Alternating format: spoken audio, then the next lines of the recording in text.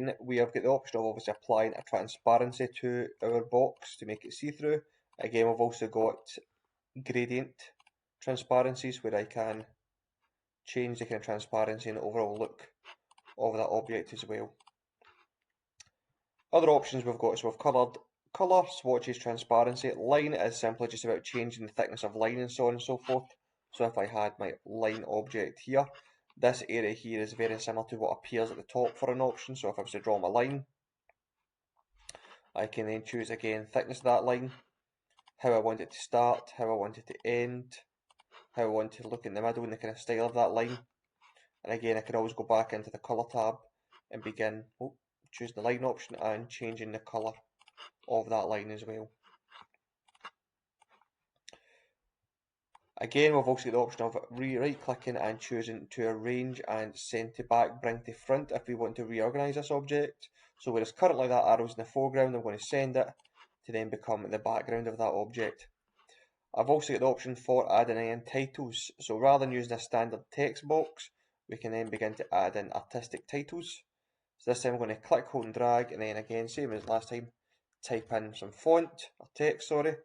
The main difference being, whereas your text box locks in your text to a certain area, this will keep going and going and going and going and going until you're done. So this really should only be used for titles. Now, other things we can do with this, however, is we can actually convert our texts and text boxes to what's called a curve. So if I was to right click and choose the option convert to curves, this then takes it away and breaks it and says, I don't want to currently use this as a text, I want to make this a shape. So it then became a vector. So I can then choose my object, ungroup it, where these have then become individual shapes with individual nodes. So if I zoom in down the bottom here, all these wee dots here are the nodes that compromise and make up this shape. So I can begin dragging them about and moving them and maybe making up a really unusual font if I wanted to, something a bit different. I can then go back in, click, hold and drag, regroup it, apply some colour. So it's something just always again a wee bit different if I wanted to use that. Again, moving on, other kind of options we've got here is obviously just our basic shapes, as I said before, multiple to pick from. Again, with a lot of these shapes, however, when we've drawn with them, you tend to get these what's called nodes at the end here. So this is a wee node here and one here. This allows you to then edit this shape using pre-existing forms. So I can then just drag this node here, which allows it to edit that way. This node will move one side, and this node here at the top will allow you to edit this. So again, that just depends on each individual shape, how that is affected by that node. Pencil tool, straightforward enough, allows you to draw simple lines, it's relatively easy. Pen tool or the Bezier tool, again, pretty much the exact same. There's a lot of adjustments that could be done using this, but again, your teacher may go into detail with this. The main difference being, whereas a pencil's freeform, the Bezier tool or pen tool tends to require lots of clicks to allow you to follow that shape. Let's clear our page a second by deleting this. Select it all, press delete your keyboard.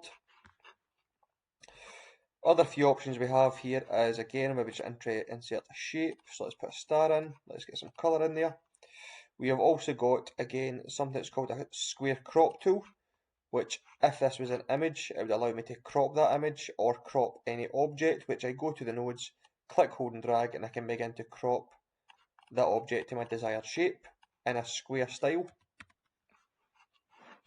I have also got what's called the mesh warp tool. So with this mesh warp tool, we can actually place in individual nodes by double clicking.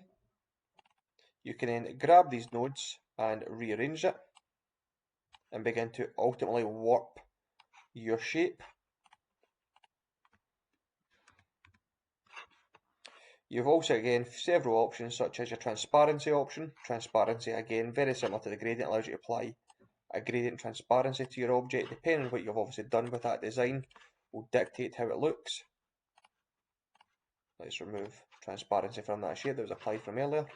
So again, gradient, transparency, and you can see that colour starting to fill that object.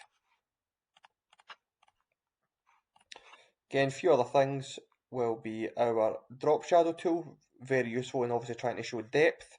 So again, highlight the object, select the drop shadow tool,